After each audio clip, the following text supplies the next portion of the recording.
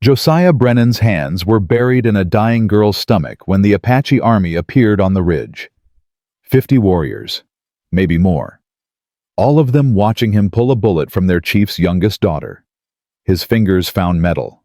Slick. Deep.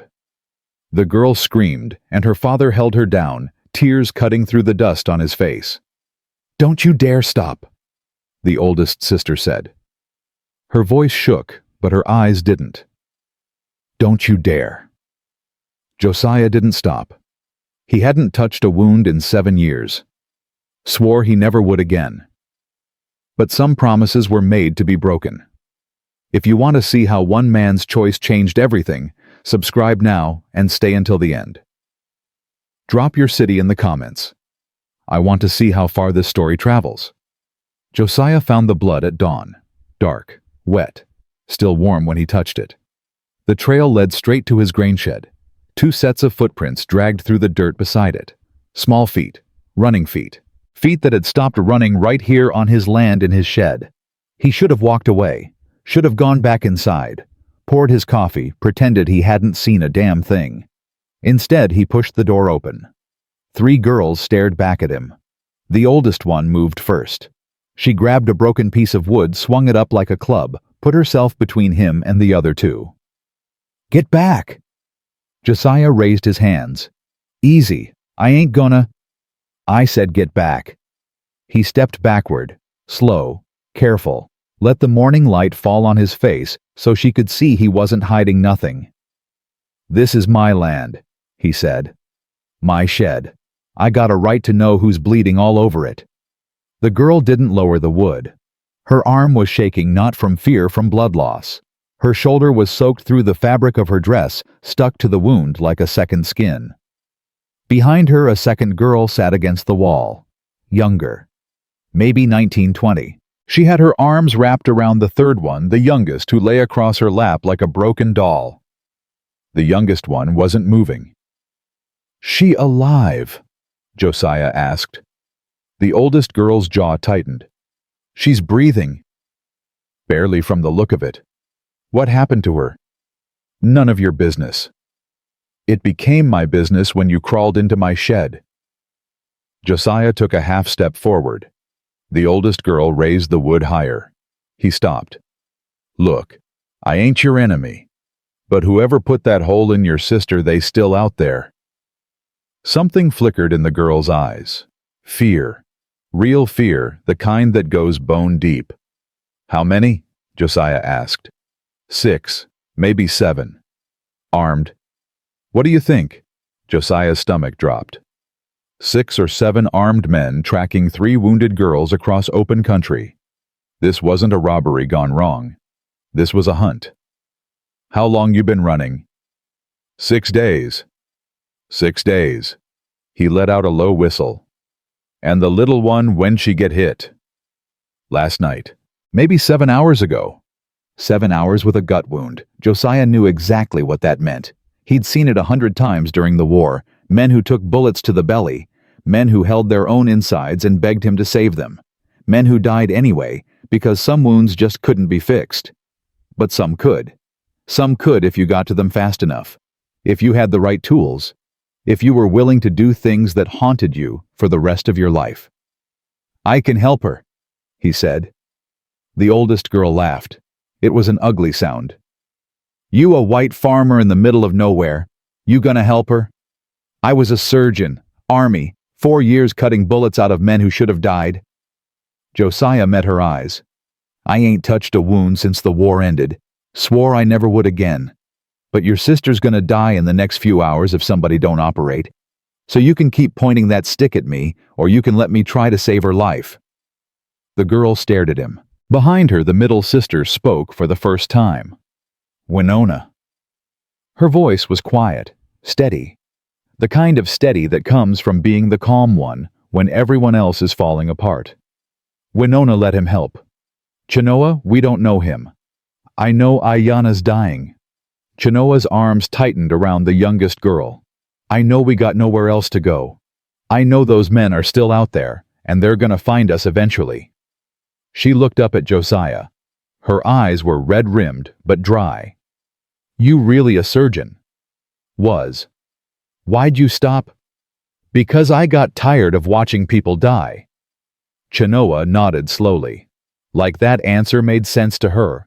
Like maybe she understood something about getting tired that most people didn't. Help her, she said. Please. Winona's grip on the wood faltered. She looked back at her sisters, at Chenoa's exhausted face, at Ayana's pale skin, at the blood pooling beneath them on the shed floor. Then she lowered the weapon. If you hurt her, she said to Josiah, I'll kill you myself. Fair enough. He moved toward them, knelt beside Ayana. Up close, she looked even younger. 15, maybe 16. A kid. A kid with a hole in her stomach and blood on her lips. He pressed 2 fingers to her throat. Her pulse fluttered like a trapped bird. I need to move her to the house. Better light. Clean water. My tools.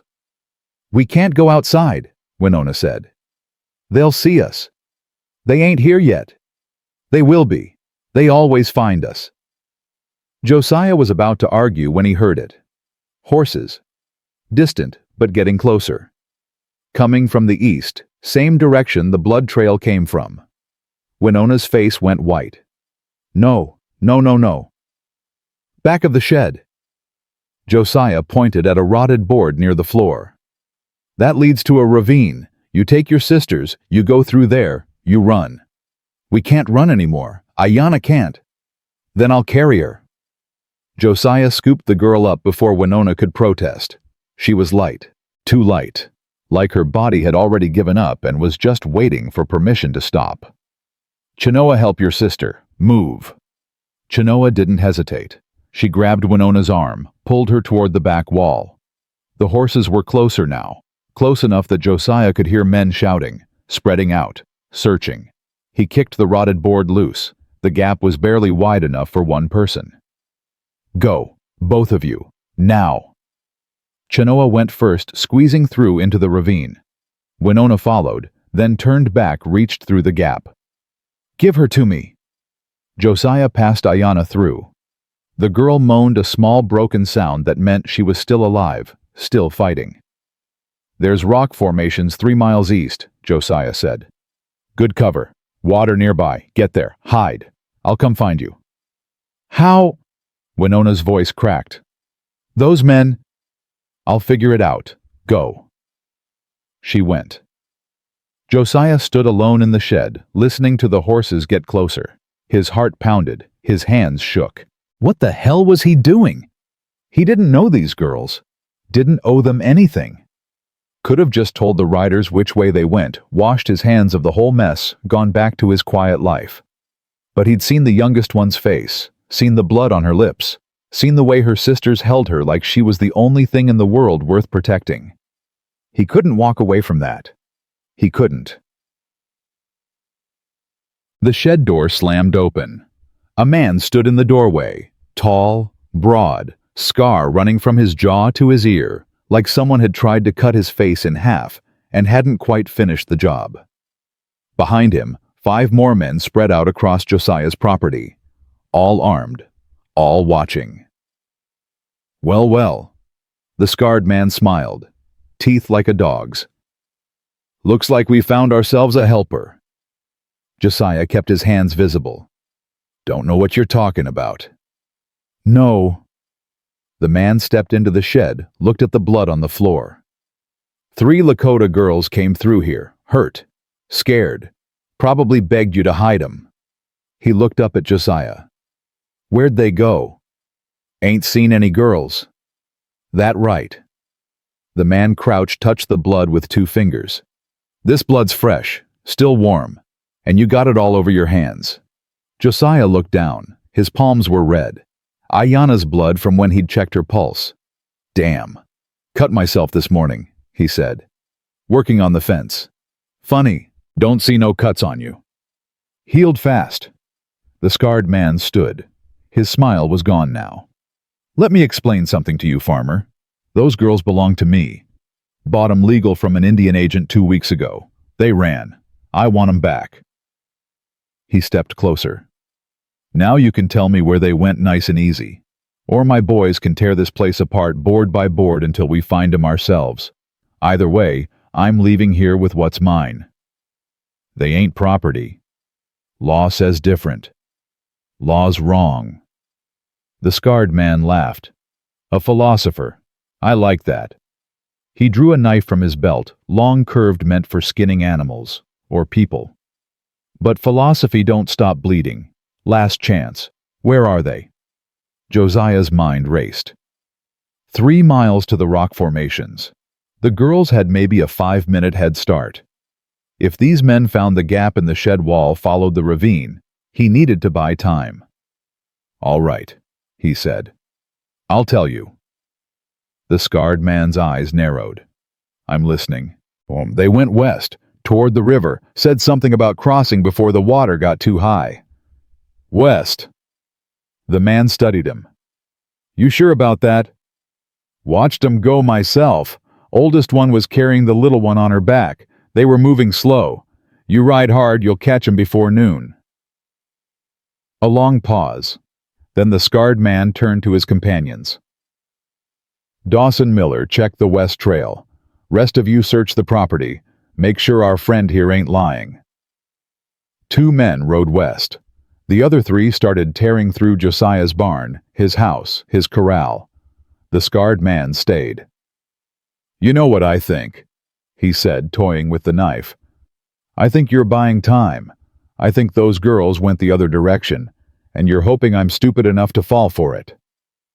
Think what you want. Oh, I will.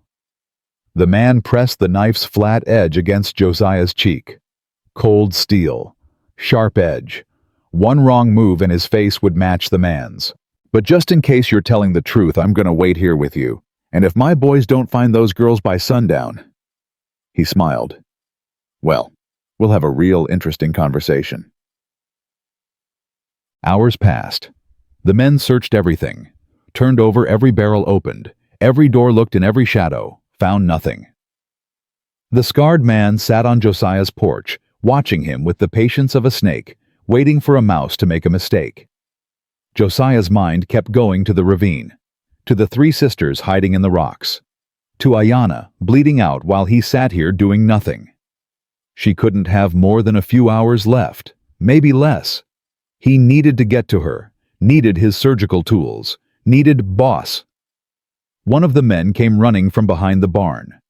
Found something, loose board in the back of the shed, fresh tracks leading to a ravine. The scarred man's head snapped toward Josiah. All pretense of patience gone now. Just cold, killing fury. You lied to me. Did I? The man was off the porch in 2 steps. His fist connected with Josiah's jaw, and the world exploded into stars. Josiah hit the ground hard, tasted blood, tried to get up and took a boot to the ribs that dropped him again. Get the horses, the scarred man said. All of them. We're going east. What about him? Bring him. He knows where they're hiding. And when we find those girls, I want him to watch what happens to people who interfere with my business. Rough hands hauled Josiah to his feet. Someone tied his wrists behind his back. Someone else threw him over a horse like a sack of grain. They rode east. The ravine opened onto flat land after a mile. Josiah hung over the horse's back, each step, driving the saddle horn into his bruised ribs. Blood dripped from his split lip. His jaw throbbed where he'd been hit. But he wasn't thinking about the pain. He was thinking about 3 sisters in the rocks, waiting for help that wasn't coming. Thinking about Ayanna's pale face, her fluttering pulse, the bullet still lodged somewhere in her gut. Thinking about how he'd failed them. The rock formations appeared in the distance. The scarred man saw them too. There, he pointed. Check those rocks. They'll be hiding somewhere. He stopped mid-sentence. On the ridge above the rocks, a figure had appeared. Then another. Then 10 more. Then 50. Apache warriors mounted and armed lined up along the ridge like a storm waiting to break.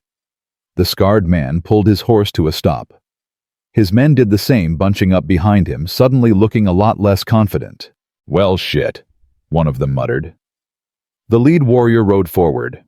An older man, weathered face, ceremonial dress that marked him as someone important. A chief. He stopped 20 feet away. His eyes swept over the group, the slavers, the tied-up farmer, the nervous horses. "You are on our land," he said. His English was perfect, clear, cold. The scarred man found his voice. "We're just passing through, looking for some runaways. Indian girls. They belong to us." "No human being belongs to another. I got papers that say different." "Your papers mean nothing here." The chief's eyes moved to Josiah, studied the blood on his face, the ropes on his wrists, the way he hung over the horse like cargo. "This man, he is with you. He helped the girls escape. We're bringing him along to—" "Untie him." The scarred man stiffened. "Now wait just a minute. Untie him, now." Something in the chief's voice made arguments impossible. The scarred man jerked his head at one of his men, who cut Josiah's bonds with shaking hands. Josiah slid off the horse. His legs nearly buckled, but he stayed standing. Pride wouldn't let him fall. Not in front of these men. The chief rode closer, looked down at him. "You helped 3 girls escape from these men." "I tried." "Why?" "Because they needed help. Because those men were going to hurt them. Because—" Josiah stopped, swallowed. "Because I used to be somebody who saved people. A long time ago. Forgot what that felt like." The chief's expression didn't change, but something shifted in his eyes. "Those girls," he said. "They are my daughters." Josiah's stomach dropped. "Your daughters. Winona, Chenoa, Ayanna." The chief's voice cracked on the youngest name. "They were taken from our camp 2 weeks ago. We have been searching for them ever since. They're alive, hiding in those rocks. But the youngest one, Ayanna, she's hurt bad. Gut shot. 7-8 hours ago. Maybe more by now." The chief's face went pale beneath the weathered brown. He barked something in his own language. Half the warriors immediately broke formation, riding toward the rocks. Then he looked back at Josiah. "You. Can you save her? I was a surgeon. Army. I can try." "Then come with me." The chief turned his horse toward the rocks. Josiah started to follow, then stopped, turned back to face the scarred man and his crew. The slavers were surrounded now. Warriors on every side, arrows knocked, waiting for a reason. The scarred man's face was white. All the swagger gone, replaced by the pure animal fear of a predator who'd suddenly become prey. "What's gonna happen to them?" Josiah asked. The chief's voice was flat. "Justice." That was all he said. But it was enough.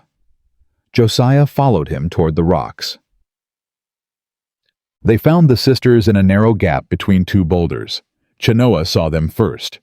She stood up fast, her hand going to a rock she'd been gripping like a weapon. Then she saw her father. "Papa!" The word broke something in her. She ran to him, threw herself against his chest, sobbing in a way that said she'd been holding it together for days and couldn't hold it anymore. The chief wrapped his arms around her, pressed his face into her hair. His whole body shook. Winona emerged next, slower, warier. Her injured shoulder hung at a bad angle, but she'd ignored it, focused everything on protecting her sisters. When she saw her father, her face crumpled. "I tried," she said. "I tried to keep them safe. I tried—" "You did." He reached out, pulled her into the embrace with Chenoa. "You did, little warrior. You brought them home." Behind them in the gap between the rocks, Ayanna lay on a bed of blankets someone had made from torn clothing. Her face was gray, her breathing shallow. Her hands still pressed against her stomach, like she could hold her own life inside if she just pushed hard enough. Josiah knelt beside her. "She's worse," he said. "We need to operate now, right now." "What do you need?" "Light, water, someone to hold her down." He looked up at the chief. "And my surgical kit. It's back at my house." "I'll send riders." There's no time. She's got maybe an hour, maybe less. Silence. Then Winona spoke. I grabbed it. Everyone turned to look at her. When we ran from the shed, she said. I saw a bag by the door. Leather. Old. Looked important. She pointed to a corner of the rock shelter. I took it. Josiah's heart stopped. There, half hidden behind Chenoa's torn skirt, sat his surgical bag. The one he hadn't opened in 7 years. The one he'd sworn he'd never open again. He stared at it for a long moment. Then he picked it up, unclasped the buckles, looked at the instruments inside: scalpels, clamps, needles, thread. All clean, all ready, waiting for him. I need everyone out except one person to hold her steady. I'll stay, the chief said. No. Winona stepped forward. I will. She's my sister. I stay. Josiah looked at her, saw the steel in her eyes, the same steel that had kept her standing while she bled, kept her fighting while she ran, kept her protecting her sisters when everything said she should have given up. All right, he said. But you do exactly what I say. No hesitating, no flinching. Understood. Understood. Everyone else filed out. Chenoa kissed her youngest sister's forehead, whispered something in Lakota, then let her father lead her away. Josiah and Winona were alone with Ayanna. Light, Josiah said. Move her so the sun hits the wound. They shifted the girl carefully. She moaned but didn't wake. The blood had soaked through everything, turning the makeshift blankets into something dark and wet and wrong.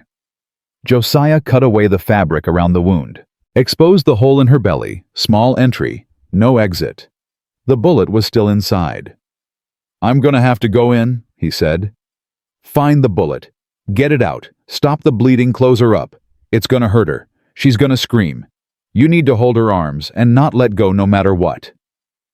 Winona positioned herself at Ayanna's head, gripped her sister's wrists. I won't let go. Josiah picked up his scalpel. His hand shook. 7 years. 7 years since he'd held this blade. 7 years since he'd sworn he was done with blood and death and the screaming that came in the night when he remembered all the men he couldn't save. Josiah. He looked up. Winona was watching him. She's not them, Winona said quietly. Whatever happened before, whoever you lost, she's not them. She's my sister. She's 16 years old, and she's right here right now, and she needs you. Josiah's hand steadied. Hold her tight. He made the first cut. Ayanna woke up screaming. Winona held her down. Josiah kept cutting. The bullet had gone deeper than he'd hoped, lodged somewhere near her intestine. Blood welled up with every incision, obscuring his view, making him work by feel as much as sight. Talk to her, Josiah said. Keep her focused on your voice. Winona leaned close to her sister's ear, started speaking in Lakota soft words, steady words, the kind of words that mothers say to children in the dark. Ayanna's screams became whimpers. Her thrashing slowed. Josiah's fingers found metal. Got it. He clamped the tissue around the bullet, worked it loose, millimeter by millimeter. Ayanna's body jerked. Winona held her tighter. Almost there, Josiah muttered. Almost. The bullet came free. He dropped it in the dirt beside him, small, deformed, covered in his patient's blood. Now the bleeding. There was a lot of it. Too much. A vessel had been nicked, maybe more than one. He worked fast, tying off what he could, cauterizing what he couldn't, his hands moving with a certainty he'd forgotten he possessed. Winona watched him work. Her face was pale, her hands white-knuckled on her sister's wrists. But she didn't look away, didn't flinch. You've done this before, she said. Many times. Too many. Is that why you stopped? Part of it. What's the other part? Josiah didn't answer, just kept stitching, closing the wound layer by layer, pulling Ayanna's body back together one thread at a time. When he finished, his hands were red to the wrists. His shirt was ruined. His back ached from crouching, and his head pounded from concentration. But Ayanna was breathing. Not the shallow, desperate breaths from before. Real breaths. Deep breaths. The kind of breaths that meant her body had decided to keep fighting. "She's stable," Josiah said. "Next 24 hours will tell us if she stays that way. But she's got a chance now. A real chance." Winona let go of her sister's wrists. Her hands were shaking. "Thank you." Her voice broke. I can't. Don't thank me yet. She's still got a long way to go." "But she's alive. She's alive." Winona looked at him. Really looked at him for the first time since he'd found them in his shed. "Why did you help us? You didn't know us. Didn't owe us anything. Those men could have killed you." "Almost did. So why?" Josiah wiped his hands on what was left of his shirt. Looked at the unconscious girl between them, this stranger, this child, whose life now hung on his rusty skills and whatever luck she had left. "Because I used to believe that helping people mattered," he said. "Because I forgot that for a while. Because your sister looked up at me with blood on her lips, and I remembered." Winona was quiet for a long moment. Then she reached out and touched his hand. Brief. Light. Gone before he could react. "You remembered at the right time," she said. Outside, the chief was waiting. He stood apart from his warriors, staring at the rocks like he could see through them to where his daughters were. When Josiah emerged, the chief turned. His face was a mask, but his eyes gave him away. "She's alive," Josiah said. "Surgery went well. She needs rest, needs watching, but she's got a good chance." The mask cracked. The chief's shoulders dropped. He aged 10 years in relief. "Thank you." The words came out rough, like they'd had to fight their way past something in his throat. "I owe you a debt that cannot be repaid." "You don't owe me anything." "I owe you my daughter's life." The chief stepped closer. "I am Lakota, war chief of my people, father of 3 daughters who were taken from me. And I tell you now, you will always have a place among us. Always." Josiah didn't know what to say to that. Before he could figure it out, a warrior approached. Spoke rapidly in Lakota. Dakota's expression darkened. "What is it?" Josiah asked. "The slavers we captured. They're talking." Dakota's jaw tightened.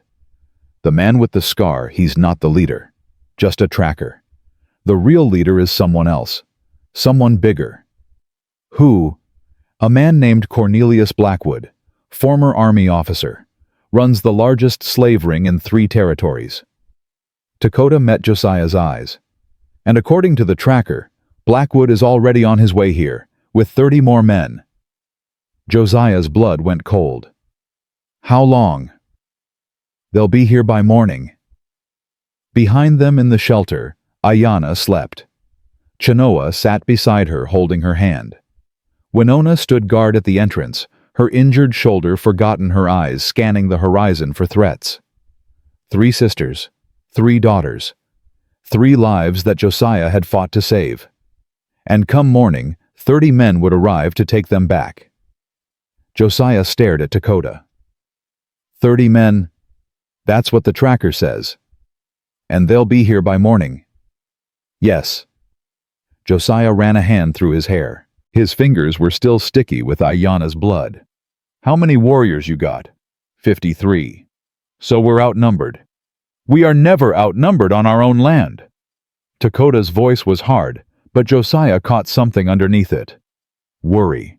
The kind of worry that comes from being a father first and a war chief second. But my daughters cannot travel, Ayanna especially. If we fight here, they could be caught in the crossfire. Then we don't fight here. Lakota raised an eyebrow. What do you suggest? We move them. Tonight. Somewhere Blackwood won't think to look. Josiah's mind was racing now, pulling up maps from memory trails he'd ridden years ago. There's an old mining camp about 8 miles north, abandoned. The entrance is hidden, you'd ride right past it if you didn't know where to look. You know this place. Spent a winter there once, After the war, before I bought my land. It's solid, defensible. Room enough for your daughters and a few guards. Lakota considered this. And the rest of us. Stay here. Let Blackwood think we're making a stand. When he arrives, he finds warriors instead of 3 scared girls. Josiah met the chief's eyes. Your daughters disappear. His men walk into a trap. A long pause. Then Lakota smiled. It wasn't a warm smile. It was the smile of a wolf who'd just figured out how to get into the henhouse. I like the way you think, surgeon. Don't call me that. Why not?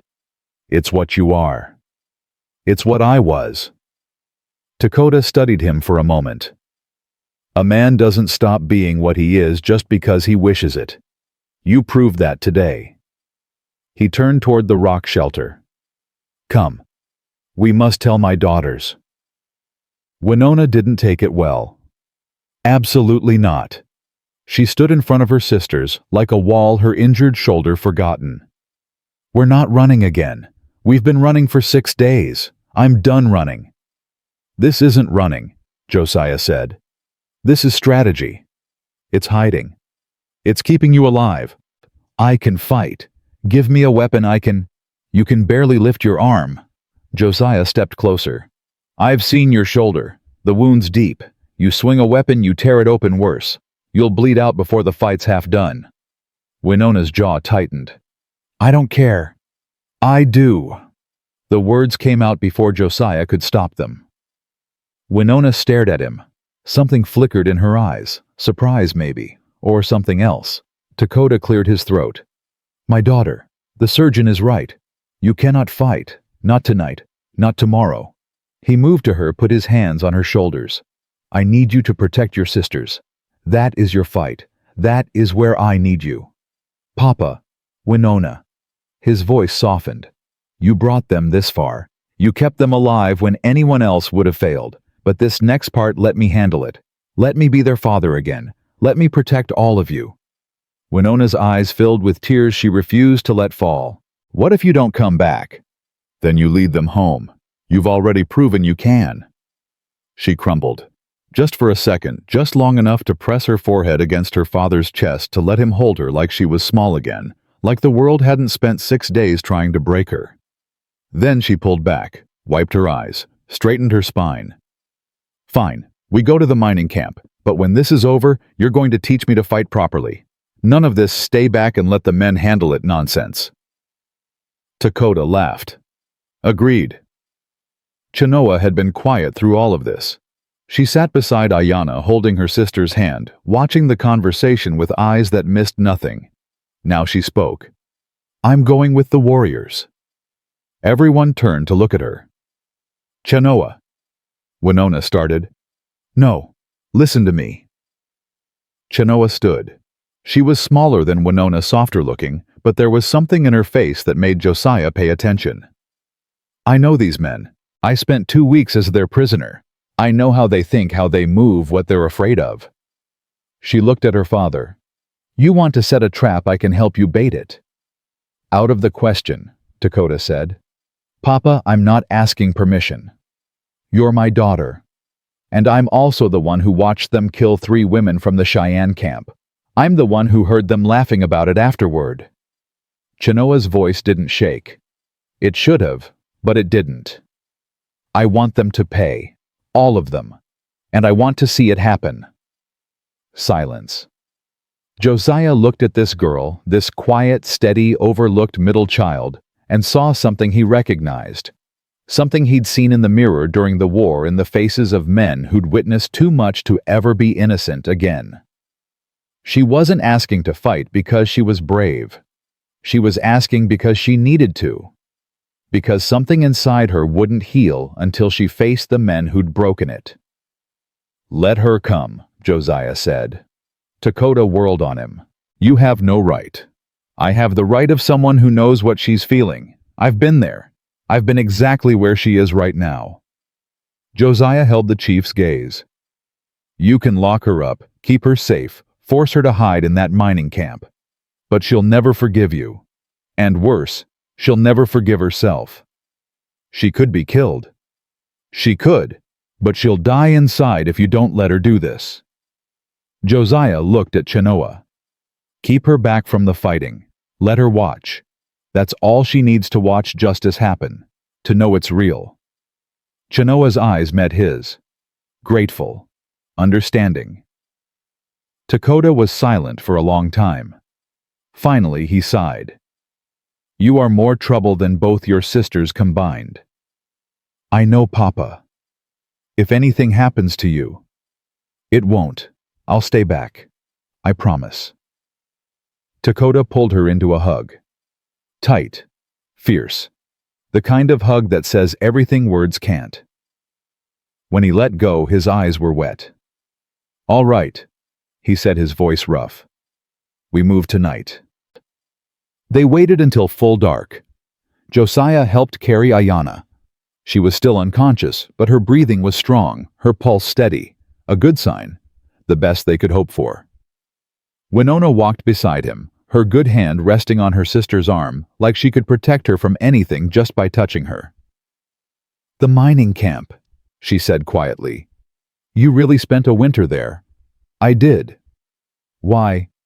Needed somewhere to disappear. After the war, after everything, I couldn't be around people. Couldn't stand the way they looked at me, like I was a hero. He shifted Ayanna's weight. Didn't feel like a hero. What did you feel like? A butcher.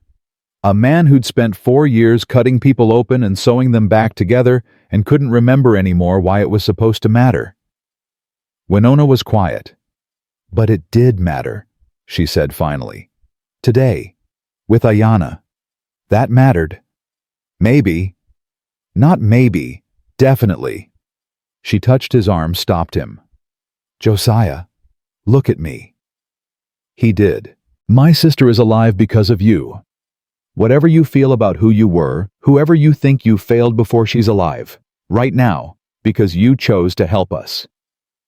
Josiah didn't have an answer for that. Winona didn't seem to need one. She just squeezed his arm once, then let go, and kept walking. They reached the mining camp 2 hours later. The entrance was exactly as Josiah remembered, a narrow gap in the rocks, almost invisible, unless you knew where to look. Beyond it, a series of caves opened into chambers that miners had carved out decades ago, searching for silver that never materialized. It's perfect, Winona admitted reluctantly. I hate that you were right. I'll try not to make a habit of it. She almost smiled. Almost. 4 warriors stayed to guard the entrance. Josiah helped settle Ayanna in the largest chamber, made sure she was comfortable, checked her wound one more time. She's doing well, he told Winona. Better than I expected. She's stubborn, like me. I noticed. This time, Winona did smile. Small, quick. Gone before it fully formed. You should go, she said. Papa will need you. I'm not much of a fighter. No, but you're smart, and you know things about these men, about Blackwood, that could help. She hesitated. Besides, someone needs to make sure Chenoa doesn't do anything stupid. Thought that was your job. I'm delegating.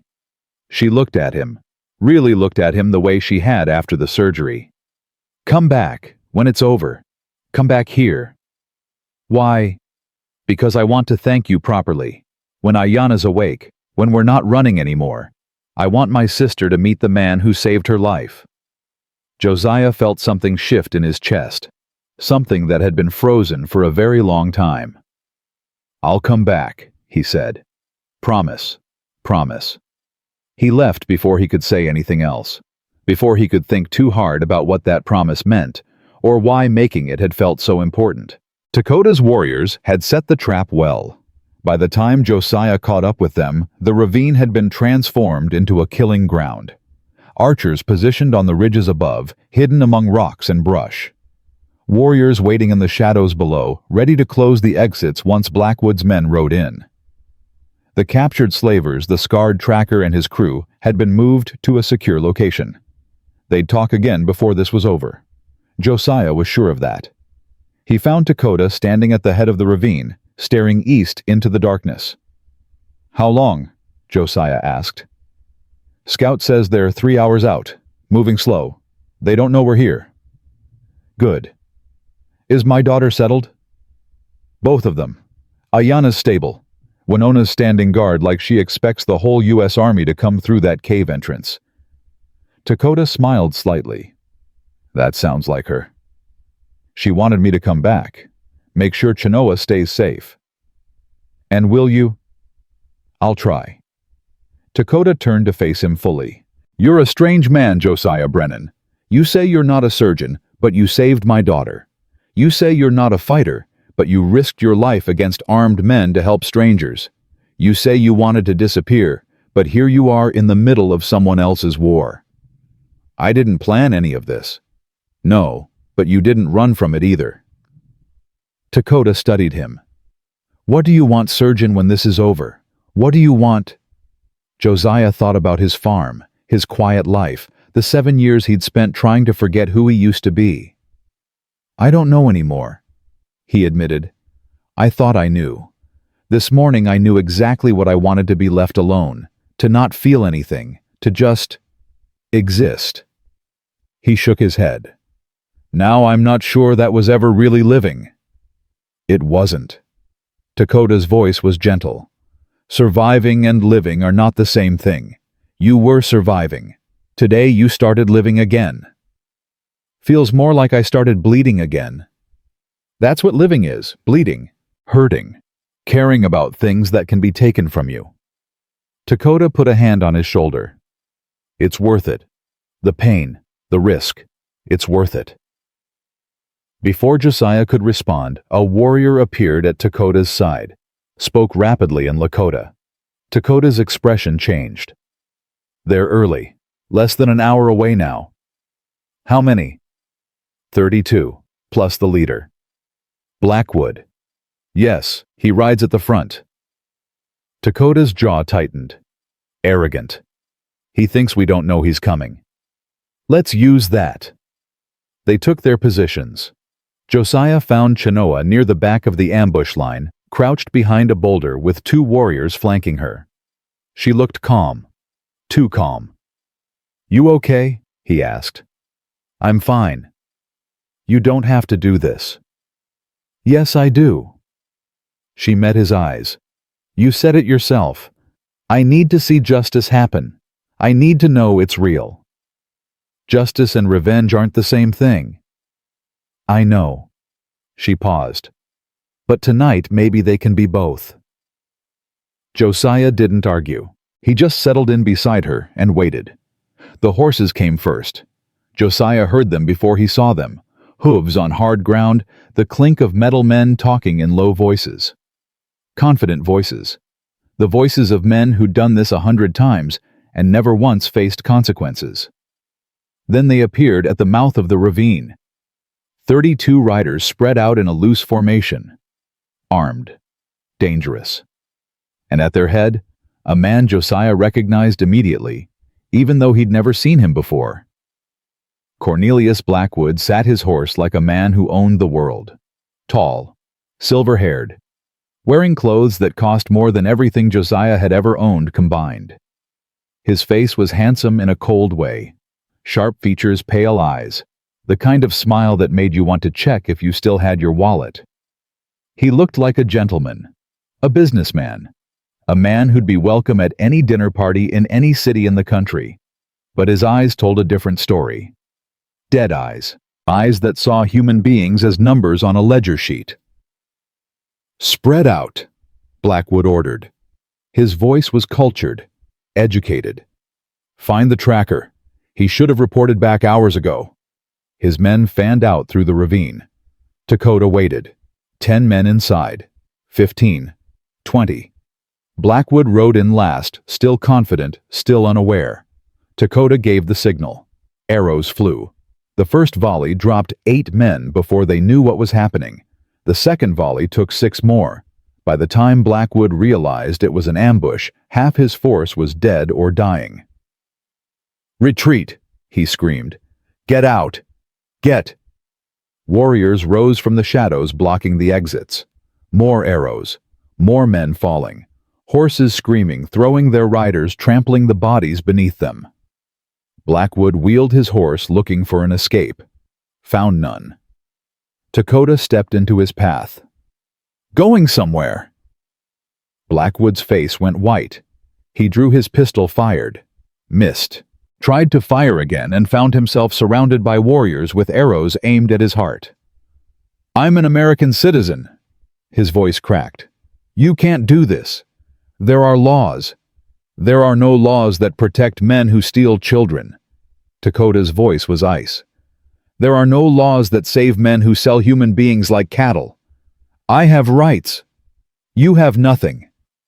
Lakota stepped closer. "You took my daughters, hurt them, hunted them. Now you will answer for it." "Your daughters." Blackwood's eyes widened, understanding dawning, fear following close behind. "The Apache girls. That's what this is about. That is what this is about.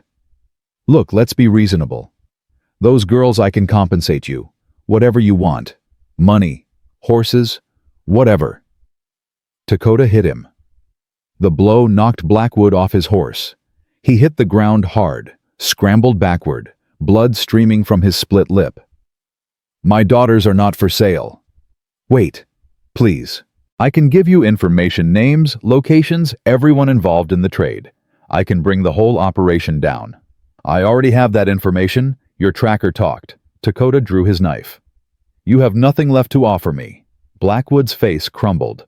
All the arrogance, all the confidence gone, replaced by the pure animal terror of a man who just realized he was going to die. "Please." He was crying now, actually crying. "Please, I have a family. Children. They need me." "And my daughters. Did they not have family? Did they not have a father who needed them?"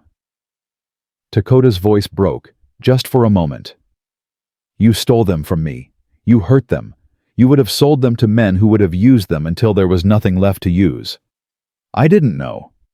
You knew. You always knew. You just didn't care." Lakota raised the knife. "Wait!" The voice came from behind him. Chenoa stepped forward, her face pale but determined.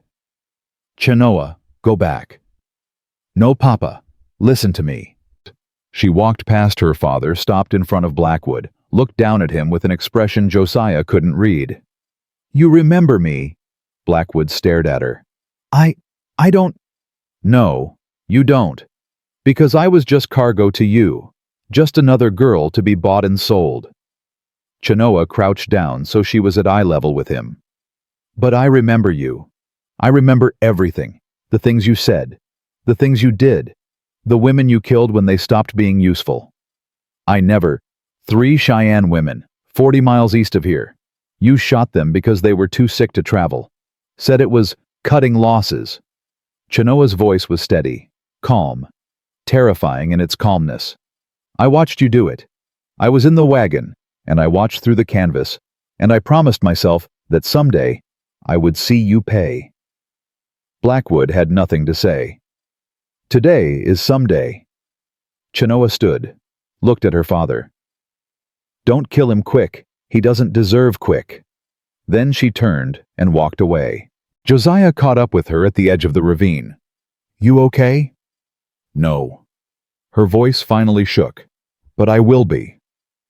Behind them, Blackwood started screaming. Chenoa didn't look back. Dawn came slow and gray. The fighting was over. 23 of Blackwood's men dead. 9 captured, including Blackwood himself, though captured was generous.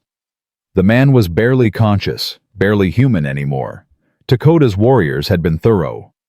Josiah stood at the mouth of the ravine, watching the sun rise. His hands were clean. He hadn't fought, hadn't killed anyone, but he felt the weight of the night settling on him anyway. Lakota appeared beside him. "It's done. What happens now? We take the prisoners to the territorial marshal. Let the white man's law deal with them." Lakota's voice was tired. "It won't be enough, but it's something. And your daughters. I'm taking them home, all 3 of them." Lakota looked at Josiah. "You could come with us." "I have a farm." You have an empty house and 3 mules. That's not the same as a home." Josiah didn't have an answer for that. Lakota smiled slightly. "Think about it. We owe you a debt, all of us. And my daughter." He paused. "Winona asked about you 3 times this morning. Wanted to know if you were safe." "She did. She's not one to ask about people, not unless they matter to her." Josiah felt that shifting in his chest again, that unfreezing. "I promised I'd come back," he said. "To the mining camp, when it was over." "Then you should keep that promise." Lakota extended his hand. Josiah shook it. "Thank you, Surgeon, for everything." "Don't call me that. I'll call you whatever I want. You saved my daughter's life." Lakota's grip tightened. "Now go save something else." "What's that supposed to mean?" Lakota just smiled and walked away. Josiah stood there for a moment longer watching the sun climb higher. Then he turned and started walking toward the mining camp, toward Winona, toward something that felt terrifyingly like hope. Josiah reached the mining camp as the sun broke fully over the ridge. The guards at the entrance recognized him, stepped aside without a word. He walked through the narrow gap into the cool darkness of the caves, his heart beating faster with each step. Winona was waiting at the entrance to the main chamber. She saw him and her whole body changed. The tension in her shoulders released, her hands unclenched. Something in her eyes softened in a way Josiah hadn't seen before. "You came back." "I promised I would. People break promises all the time. I don't." She stared at him for a long moment. Then she did something that caught him completely off guard. She hugged him. Her arms went around his neck, her face pressed against his shoulder, and she held on like he was the only solid thing in a world that had been trying to drown her for 6 days. Josiah froze. Then slowly, his arms came up around her. He could feel her trembling, could feel the exhaustion in her body, the fear she'd been holding back, the relief that was finally breaking through. "I thought you might die," she whispered against his neck. "When you left with Papa, I thought I might never see you again." "Takes more than 30 slavers to kill me." She laughed. It was a wet sound, half sob, half relief. "Don't joke. Not about that." "Sorry." She pulled back, wiped her eyes with the back of her hand. "Is it over?" "Did Papa?" "It's over. Blackwood's captured. Most of his men are dead. The rest are being taken to the marshal." Winona closed her eyes, let out a breath that seemed to come from somewhere deep inside her. 6 days, she said. 6 days of running, 6 days of thinking we were going to die. And now it's over. It's over. She opened her eyes, looked at him with an expression he couldn't quite read. "What happens now?" Before Josiah could answer, a voice came from inside the chamber. "Winona, is someone there?" "Ayanna."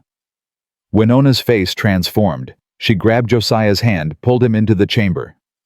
The youngest sister was sitting up, pale, weak, but sitting up. Her eyes were open, focused, alive. "You're awake," Winona breathed. "Been awake for an hour. The guards wouldn't tell me anything." Ayanna's voice was thin but steady. "Where's Papa? Where's Chenoa? What happened?" Winona knelt beside her, took her hands. "Papa's fine. Chenoa's fine. Everyone's fine. It's over, Ayanna. We're safe."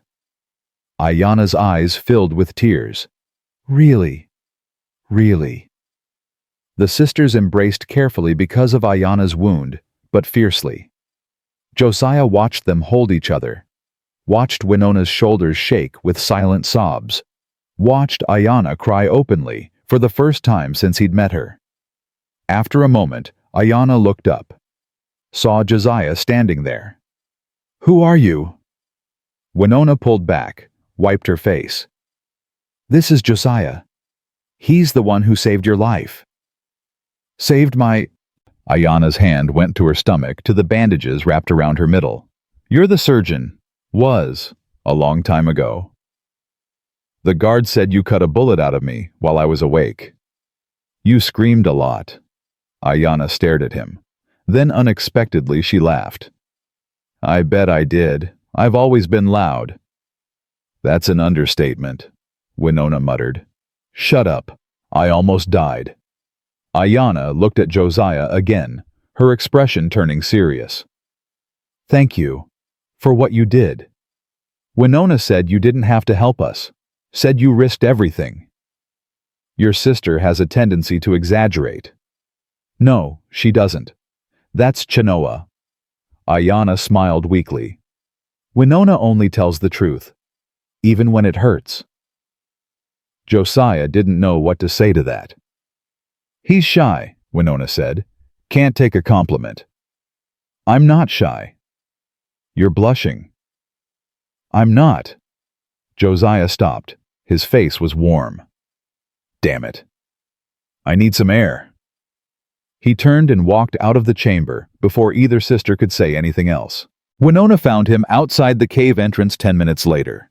He was sitting on a boulder staring at nothing, trying to figure out why his chest felt so tight. She sat down beside him, close enough that their shoulders almost touched. Sorry about that. Ayana has no filter when she's recovering from surgery. She seems like a handful. She's the worst. I love her more than anything. Josiah smiled despite himself. They sat in silence for a moment. Can I ask you something? Winona said. Depends on what it is. Why did you really stop being a surgeon? Josiah's smile faded. I told you. Got tired of watching people die. That's not the whole story. How do you know? Because I've been watching you. The way you held your hands before you operated on Ayana, they were shaking. Not from fear, from memory. Winona turned to face him. Something happened. Something that made you put down your tools and never pick them up again. Josiah was quiet for a long time. There was a boy, he said finally. Last month of the war. Couldn't have been more than 15. Lied about his age to enlist. Got shot in the chest during a skirmish that shouldn't have happened. What happened to him? I operated. For 6 hours. Did everything I knew how to do. And for a while it worked. He woke up, talked to me, told me about his mother back home, his little sister, the dog he missed. Josiah's voice went rough. He died the next morning. Infection. Nothing I could do. That wasn't your fault. I know. That's not why I stopped. Josiah looked at her. I stopped because when he died I didn't feel anything. I'd lost so many patients by then, hundreds, maybe thousands, that I'd gone numb. I looked at this dead kid and felt nothing. Not sad, not angry. Nothing. Winona was silent. That scared me more than anything else, Josiah continued. I'd become someone who could watch a child die and not feel it. So I walked away. Told myself I was done. Told myself I'd never operate again because I couldn't trust myself to care anymore. But you cared about Ayana. I did. Why? I don't know. He shook his head. Something about the way you looked at me when you asked me to help her. Something about her being 16 and bleeding out in my shed. Something about... He trailed off. About what? About wanting to feel something again, even if it hurt. Winona reached out, took his hand. Her fingers were warm, calloused from years of work, strong in a way that surprised him. You're not numb anymore, she said. I can see it. Whatever you were running from it didn't follow you here. Maybe. Not maybe. Definitely. She squeezed his hand. You saved my sister. You saved all of us. That's not the action of a man who doesn't feel anything. Josiah looked at their intertwined fingers. At this woman who'd been running for 6 days and was still somehow strong enough to comfort him. I don't know what happens next, he said. I had a plan for my life. It was a bad plan. Just exist, don't feel anything, wait to die, but it was a plan. Now everything's different. Different how? He looked at her, really looked at her. I don't want to go back to that empty house. I don't want to be alone anymore. Winona's breath caught. Josiah? A shout from the cave entrance cut her off. One of the guards came running. Riders approaching, a lot of them coming from the south. Josiah was on his feet instantly. How many? 20 at least, maybe more. Blackwood's men. Don't think so, they're wearing uniforms. Uniforms. Josiah's blood went cold. Get Ayanna deeper into the caves, now. Winona didn't argue. She ran. Josiah moved to the cave entrance, positioned himself where he could see the approaching riders without being seen. 23 men, all mounted, all armed, and at their head wearing a captain's uniform that Josiah recognized all too well. Lieutenant James Harlow. No, not lieutenant anymore. Captain now. The man who'd served under Josiah during the war. The man who'd watched him operate on hundreds of soldiers. The man who'd tried to have him court-martialed for refusing to treat Confederate prisoners.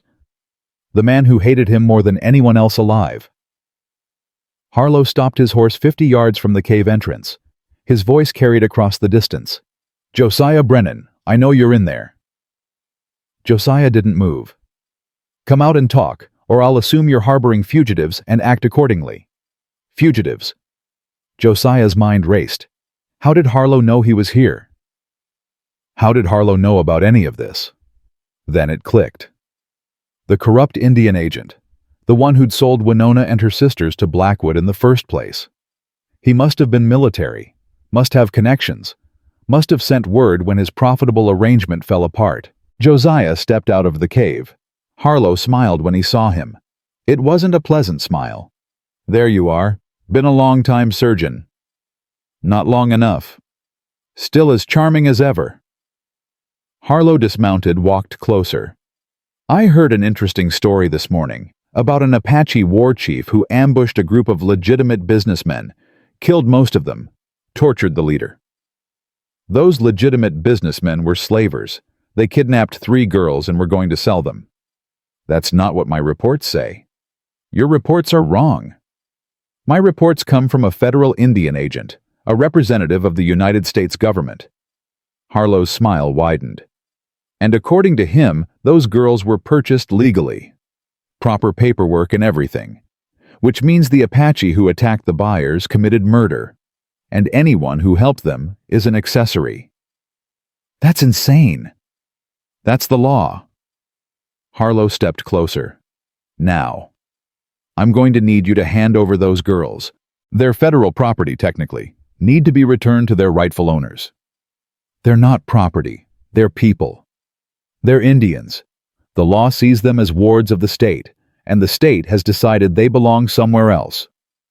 Josiah felt something building in his chest, something hot and dangerous. You're not taking them. I wasn't asking. Harlow gestured to his men. 23 soldiers, Josiah, all armed, all following my orders. And you've got, 4 guards and a bunch of wounded girls. I've got the truth. The truth doesn't matter out here. Power matters. And right now I have it and you don't. Josiah held his ground. You'd really do this.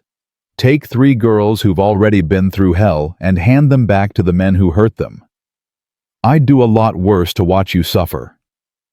Harlow's mask slipped for just a moment, pure hatred underneath. You humiliated me during the war. Made me look like a fool in front of the entire regiment. I've been waiting years for a chance to return the favor. This isn't about me. This is about 3 innocent women. No, this is absolutely about you. The girls are just bonus. Before Josiah could respond, a new voice cut through the tension. Captain Harlow. One of the soldiers rode forward, young, nervous. Sir, there's riders approaching from the east, a lot of them. Apache, sir. Harlow's face changed. Lakota appeared on the ridge. 50 warriors behind him, all armed, all watching. The war chief rode forward slowly, stopped his horse between Josiah and Harlow.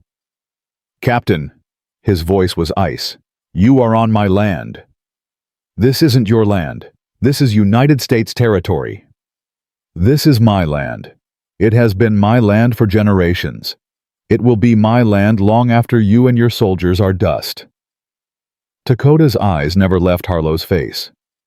You came here looking for my daughters. You will not find them. Those girls are federal property. Those girls are my children. Dakota's voice rose. My blood, my family, and I will kill every man here before I let you touch them. Harlow's hand moved toward his pistol. 20 arrows knocked simultaneously. The captain froze. You're outnumbered, Dakota said. Your men are tired. Mine are fresh from battle and hungry for more. So I suggest you make a very careful decision in the next few seconds. This is an act of war. No. This is a father protecting his daughters. The war comes later if you're foolish enough to start one. Silence stretched across the space between them. Josiah watched Harlow's face, watched the calculation happening behind his eyes. The hatred was still there, burning hot, but something else was there too. Fear. Finally, Harlow stepped back. This isn't over. Yes, it is. Dakota's voice was final. You will leave. You will tell your superiors that the girls were never found. You will forget this place exists. And if I ever see you or any of your men near my people again, I will personally ensure that no one finds your bodies. You can't threaten a United States Army officer. I just did. Another long silence. Then Harlow turned, mounted his horse, signaled to his men. They rode away. Josiah let out a breath he didn't know he'd been holding. Dakota dismounted, walked to him. Are you hurt? No, just confused. Josiah shook his head. How did you know? How did you get here so fast? We were already on our way, wanted to make sure my daughters were safe. Dakota's expression darkened. Then our scouts spotted the soldiers, recognized their leader from previous encounters. You know Harlow. We've met. He's been trying to push my people off this land for years, uses any excuse he can find. Dakota looked toward the cave. Today he found one. He'll find another. He's not going to let this go. No, he's not. Dakota met Josiah's eyes. Which is why we need to leave. All of us, tonight. Leave go where? North. There are places the soldiers can't follow. Places where my daughters will be safe. Dakota paused. You could come with us. Josiah stared at him. I have a farm. You have an empty piece of land that Harlow now knows about. The moment we're gone, he'll come back. He'll find you. And he'll make you pay for what happened here. Dakota's voice was gentle but firm. You saved my daughter's life. Now let me save yours. Before Josiah could respond, Winona emerged from the cave. She walked straight to him, took both his hands in hers. I heard everything, she said. That man, he wants to hurt you because of us. It's not because of you. It's because of history. But we made it worse. We put you in danger. I put myself in danger, the moment I chose to help you. Josiah squeezed her hands. And I'd do it again. Winona's eyes searched his face. Come with us. Your father already asked. I'm asking too, not as a duty, not as repayment. She stepped closer. I'm asking because I don't want to lose you, because these past 2 days have changed something in me. Because when I think about going home and never seeing you again, it feels like what? Like something that shouldn't happen, like something wrong. Josiah felt his heart pounding, felt the weight of her words settling into him. I don't know anything about your world, he said. Your people, your customs, your way of life. You'll learn. I'll be a stranger. You'll be a guest. And eventually, she paused. Eventually, if you want, you could be more. Behind them, Dakota made a sound that might have been approval. Josiah looked at the cave, at the land around him, at the life he'd built over 7 years, empty, quiet, safe in its loneliness. Then he looked at Winona. Okay, I'll come with you. Winona's face broke into a smile. Real, bright, the first real smile he'd seen from her. Really. She threw her arms around him again. This time he didn't freeze. He held her back. "Thank you," she whispered. "Thank you. Thank you. Thank you." "Don't thank me yet. I snore. I don't care. And I'm a terrible cook. I'll teach you. And I have nightmares sometimes. Bad ones. Wake up screaming." Winona pulled back, looked at him with those fierce, steady eyes. "Then I'll be there when you wake up. And I'll remind you that the nightmares aren't real. That you're safe. That you're not alone anymore." Something cracked open in Josiah's chest. Something that had been sealed shut for 7 years. He kissed her. It wasn't planned. It wasn't calculated. It was just right. And when she kissed him back, when her hands came up to cradle his face, when he felt her smile against his lips, he knew he'd finally found what he'd spent 7 years running from. Home. They left that night. Ayanna had to be carried on a litter she was healing, but not fast enough to ride. Chenoa walked beside her, holding her hand, telling her stories about what had happened while she was unconscious. And then Papa just looked at him and said, "I just did," Chenoa said, mimicking Dakota's stern voice. "You should have seen the captain's face. I thought he was going to soil himself." "I'm sorry I missed it." "You missed a lot, but the important thing is you're alive to miss things." Ayanna squeezed her sister's hand. "Thanks to the surgeon." "His name is Josiah."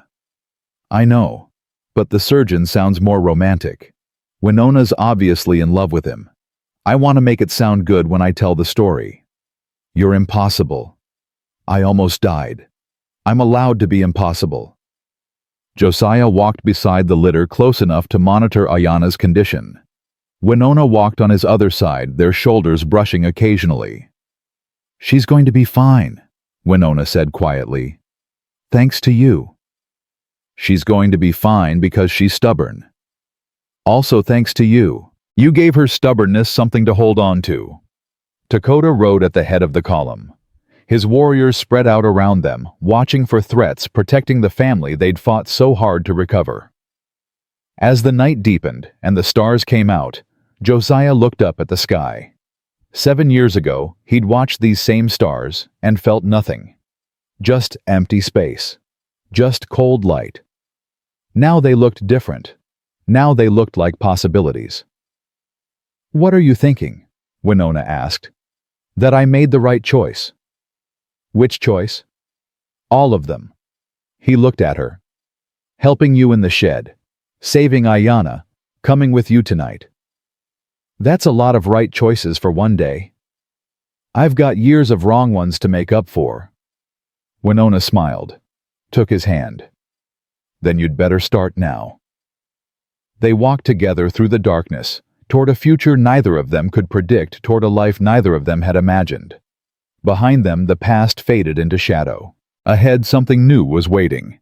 And for the first time in 7 years, Josiah Brennan wasn't afraid to find out what it was. They traveled for 3 days. The journey was slow because of Ayanna's condition. She was healing. Josiah checked her wound twice daily and saw steady improvement, but she couldn't be jostled, couldn't be rushed. Every bump in the trail made her wince. Every steep descent made her grab Chenoa's hand. "I'm fine," she kept saying. "Stop looking at me like I'm dying." "You were dying," Winona reminded her. 2 days ago. You had a bullet in your gut. And now I don't. Progress. You're insufferable. I'm alive. I'm allowed to be insufferable." Josiah found himself smiling at their bickering. There was love underneath it, the kind of love that came from sisters who'd been through hell together and survived. On the 3rd night, they made camp in a valley Dakota said was safe. The warriors spread out in a protective circle, taking shifts, watching the trails behind them. Josiah sat with Winona near the central fire. She'd been quiet all day, her eyes distant, her mind somewhere else. "What's wrong?" She didn't answer right away. Her fingers twisted together in her lap. "I keep thinking about Harlow," she finally said. About what he said. Don't. He's gone. Is he? She looked at him. Men like that don't give up. They hold grudges. They wait for opportunities. Your father handled him. My father scared him. That's not the same as stopping him. Winona shook her head. I've seen what happens when powerful men get embarrassed. They come back. They always come back. Josiah didn't have a good answer for that. She was right. He'd known men like Harlow during the war. Men who measured everything in terms of dominance and humiliation. Men who'd burned down a village to prove a point. Whatever happens, he said, you won't face it alone. I know. She leaned against his shoulder. That's the only thing keeping me from falling apart. The next morning, everything changed. A scout came riding in fast, his horse lathered with sweat. He went straight to Dakota, spoke in rapid Lakota. Josiah watched the chief's face transform from calm to concerned, to something that looked dangerously like fear. Dakota called for the group to stop. What is it? Winona was already moving toward her father. Papa, what's wrong? Soldiers, a full company, coming from the north. Josiah's blood went cold. The north. But we were heading. They've cut us off. Dakota's jaw tightened. Harlow. He didn't follow us. He went ahead, sent word to the garrison at Fort Davis. They're sending men to intercept. How many? 60, maybe more. 60 soldiers. Against 50 warriors, with 3 wounded women who couldn't fight and couldn't run. We have to go back, Chenoa said. Find another route. There is no other route. The mountains to the west are impassable this time of year. The east leads straight into cavalry territory. Dakota's voice was heavy. We're trapped. Silence fell over the group. Josiah felt it settling in the weight of what Dakota was saying. They'd fought so hard, survived so much, and now, 3 days from safety, they were going to lose everything. No. Everyone turned to look at Ayanna. She was sitting up on her litter, her face pale but determined. No, she said again. We didn't run for 6 days. We didn't survive everything that happened just to get caught 3 days from home. Little one, Dakota started. Don't little one me. I'm not a child. Ayanna's voice was stronger than Josiah had ever heard it. There has to be another way. There's always another way. Not this time. Then we fight. You can barely stand. Then I'll fight sitting down. Ayanna's eyes blazed. I'm not going back to those men. I'd rather die here in the open than let them put chains on me again. Ayanna. Winona moved toward her. Don't tell me to be reasonable. Don't tell me to be calm. Ayanna was crying now, but her voice didn't waver. You didn't see what I saw. When they had us. What they did to the other women. What they were going to do to us. She looked at her father. I won't let that happen. I can't. Dakota knelt beside his youngest daughter, took her hands in his. It won't happen, he said. I swear to you. I will die before I let anyone hurt you again. I don't want you to die. I want us to live, all of us. Ayanna looked past her father at Josiah. You're smart. You figured out how to ambush Blackwood. Figure something else out. Josiah stared at her. At this 16-year-old girl who'd been shot and chased and traumatized, who should have been broken, but somehow wasn't. He started thinking. 60 soldiers. Coming from the north, expecting to find a group of Apache warriors traveling with prisoners. What if they found something else? Your father, Josiah said slowly. He has a reputation, as a war chief. Dakota nodded. Among my people, yes. And among the soldiers, do they know who you are? They know, Harlow especially. We've faced each other before. So they're expecting a fight. They're counting on it. 60 men against 50 warriors they think they'll win. What if we don't give them a fight? Dakota frowned. What do you mean? I mean... Josiah's mind was racing now, pieces falling into place. What if we give them what they don't expect? What if we give them a surrender? Surrender. Winona's voice was sharp. After everything. Not a real surrender, a fake one. Josiah started pacing. They want the girls. They think the girls are prisoners. What if we let them think they're getting what they want? You want us to hand over my daughters? No. I want us to make them think we're handing over your daughters. Long enough to get close. Long enough to get inside their lines. Josiah looked at Lakota. How many of your warriors speak English? A dozen, maybe 15. And how many could pass for traitor scoutsmen who work with the army? Lakota's eyes narrowed, understanding dawning. You want to infiltrate them. I want to confuse them, make them think they're in control when they're not. And when the moment is right, we strike. We strike. Silence. Then Lakota smiled. It was a cold smile, a warrior's smile. I'm listening. They worked through the details for hours. Josiah would go first, alone. He'd approach the soldiers as a civilian, a former army surgeon who'd been captured by the Apache and was being sent as a messenger. They'll believe it, he said. Harlow knows me. He knows I was at the mining camp. If I tell him I managed to negotiate the girl's release in exchange for safe passage, he'll want to believe it. And when he realizes it's a trap, by then, it'll be too late. Josiah looked at Lakota. Your warriors need to be in position before I reach the soldiers. Hidden. Ready to move on your signal. That part I can handle. The hard part is the girls. Everyone went quiet. They need to come with me, Josiah continued. At least part way. The soldiers need to see them. Need to believe they're being handed over. Absolutely not. Winona's voice was fierce. You're not using my sisters as bait. I'll go. Chenoa stepped forward. Her face was calm, determined. Chenoa. Lakota started. I'll go, she said again. Winona needs to stay with Ayanna. Ayanna can't travel. But I can. She looked at Josiah. You need a face they'll recognize.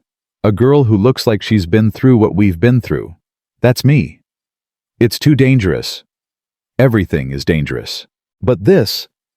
She gestured at the group around them. This is worth the risk. These are my people. My family. If I can help save them, I will. Chenoa. Lakota's voice was rough. You don't have to prove anything. I'm not proving anything. I'm doing what needs to be done. She met her father's eyes. You raised me to be brave. Let me be brave. Lakota stared at his middle daughter for a long moment. Then he pulled her into a hug. You are so much like your mother, he whispered. I'll take that as a compliment. It is. They separated at the entrance to the valley. Josiah rode ahead with Chenoa beside him. She'd changed her clothes, traded her torn dress for something simpler, dirtier, more convincing. Her hair was loose, her face smudged with ash. She looked like a prisoner, a broken girl being returned to her captors. It made Josiah's stomach turn. Are you sure about this? He asked. No, but I'm doing it anyway. If anything goes wrong, it won't, because you won't let it. She looked at him with those calm, knowing eyes. You've been protecting us since the moment we crawled into your shed. You're not going to stop now. You have a lot of faith in me. You've earned it. They rode in silence for a while. Can I ask you something? Chenoa said. Depends. Do you love my sister? Josiah nearly fell off his horse. We've only known each other for... That's not an answer. It's complicated. Love usually is. Chenoa smiled slightly. But that's still not an answer. Josiah was quiet for a long moment. I think I might, he finally said. I don't know what love feels like anymore. I spent 7 years not feeling anything. But when I look at her... He stopped. When I think about a future without her in it, it feels wrong. Like something important would be missing. That's love. How do you know? Because that's how my mother described it once. Feeling wrong without someone. Feeling incomplete. Your mother sounds like a wise woman. She was. Chenoa's voice softened. She died when I was 12. Fever. Papa was never the same after. I'm sorry. Don't be. She taught us everything we know. How to be strong. How to survive. How to love even when it hurts. Chenoa looked at him. Winona is like her. Strong on the outside, soft on the inside. She needs someone who can see past the armor. I'm trying. Try harder. She's worth it. The soldiers came into view an hour later. They were exactly where Lakota's scouts said they'd be, spread out across the valley, mouth blocking any passage north. 60 men, maybe more. Rifles ready, horses, fresh faces hard with anticipation. At their head, Captain James Harlow sat his horse like a king surveying his domain. Josiah raised his hands as they approached. I'm unarmed. I'm here to talk. A dozen rifles swung toward him. He kept his hands up, kept riding slowly forward. Harlow urged his horse toward them. His eyes swept over Josiah, then fixed on Chenoa. Well, well, the surgeon returns. His smile was predatory. And he's brought a gift. I'm here to negotiate. Negotiate? Harlow laughed. You're in no position to negotiate. You're outnumbered, outgunned, and trapped. The only thing you can do is surrender. That's what I'm offering. Harlow's smile faltered. What? The chief wants safe passage. For his warriors. For himself. He's willing to give up the girls to get it. Give up. Harlow looked at Chenoa again. You're telling me Lakota is handing over his own daughters? He's a practical man. He knows when he's beaten. Josiah lowered his hands slowly. The girls for safe passage. That's the deal. Harlow studied him, suspicious, calculating. Why should I believe you? Because I'm the one who suggested it. Josiah kept his voice steady. I don't owe those people anything. I was captured, held against my will. This is my way out. And her. Harlow gestured at Chenoa. She's just going along with this. Chenoa spoke for the first time. Her voice was flat dead, perfect acting. My father doesn't want me anymore. None of us. We're damaged goods now. She looked at Harlow with empty eyes. He says we're not worth dying for. Something flickered in Harlow's face. Satisfaction. He believed it. Of course he did. It fit everything he thought he knew about Indians, that they were savages, that they didn't love their children the way white men did, that they'd trade anything for survival. He was wrong. So wrong it was almost funny. Where are the other two? Harlow asked. Coming. The youngest is still recovering from her wound. She's being brought on a litter. Josiah pointed back toward the valley. They'll be here within the hour. Harlow looked past him toward the hills. His scouts had reported the Apache position. He knew roughly where Lakota's warriors were.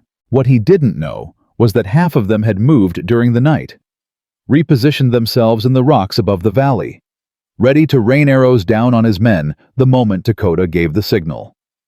Fine, Harlow said. We'll wait. They waited. Josiah and Chenoa were brought into the center of the army camp.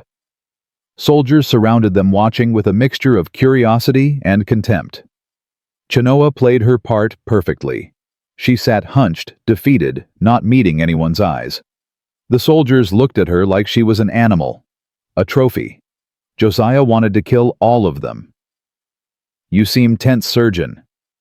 Harlow appeared beside him, drinking from a canteen. Something on your mind? Just wondering how long this is going to take. Eager to be done with your savage hosts. You could say that. Harlow studied him. You know I never understood you. During the war. You could have had a real career. Medical Corps officers commission respect. Instead, you threw it all away for what principles? I refuse to let prisoners die for lack of care. That's not principles. That's basic humanity. They were enemies. They were people. Harlow shook his head. You always were a disappointment. He walked away. An hour passed. Then another. Josiah watched the soldiers grow restless. They'd been expecting a fight, or at least a tense handover. Instead, they were waiting. Waiting was always harder than fighting. Then one of Harlow's scouts came riding in fast. "Sir, movement in the hills. The Apache, they're pulling back." Harlow's face changed. "Pulling back?" "Yes, sir. Heading west. All of them." West. Toward the impassable mountains. It didn't make sense, unless it was a distraction. Josiah felt hope surge in his chest. Lakota was improvising, giving Harlow something to chase, something to worry about. "How many?" Harlow demanded. "Hard to say, sir. 30-40. "And the girls, the other two?" "No sign of them, sir." Harlow whirled on Josiah, all pretense of civility gone. "You lied to me. I told you they were coming." "They're running." Harlow grabbed Josiah's shirt, yanked him close. "This was a trick, a delay. You were buying them time." "I don't know what you're—" Harlow hit him. Hard. Josiah went down, tasted blood, saw stars. "Take him. Take the girl. We're going after the others." Harlow was already mounting his horse. "Sergeant, 20 men with me. The rest hold position here." "Sir, what about—" "Kill them if we don't come back. Kill them both." Harlow and 20 soldiers rode west. That left 40 behind. Josiah lay in the dirt, his head ringing. Chenoa was beside him, pulled close by rough hands. "What do we do now?" she whispered. Josiah looked up at the hills. Lakota had taken 30 warriors west. That left 20 hidden in the rocks above. 20 against 40. Bad odds. Worse than bad, but not impossible. "We wait," Josiah whispered back, "and we pray." The attack came at sunset, arrows first, silent, deadly. 8 soldiers fell before anyone knew what was happening. Then the warriors came down from the hills, not charging blindly, moving in coordinated strikes, hitting the flanks, pulling back before the soldiers could organize a response. Chaos erupted. Josiah grabbed Chenoa, pulled her behind an overturned wagon. Bullets cracked the air around them. Men screamed. Horses bolted. "Stay down," he shouted. "I am down." A soldier appeared around the wagon's edge, rifle raised.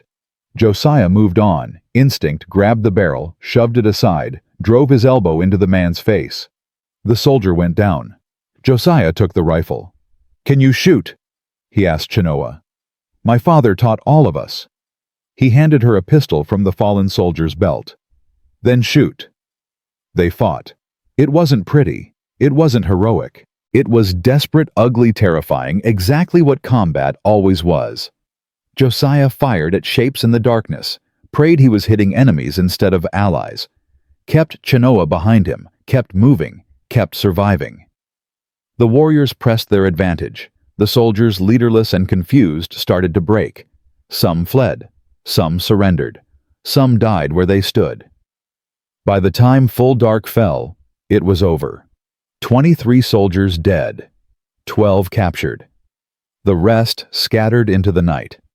Lakota rode in from the west with his 30 warriors. They'd circled back the moment Harlow took the bait. "Josiah." The chief dismounted, clasped his shoulder. "You're alive. Barely." Josiah's hands were shaking. The rifle was empty. He couldn't remember how many times he'd fired. "Chenoa." "I'm fine." She appeared beside him, the pistol still in her hand. Her face was pale, but steady. "I'm fine, Papa."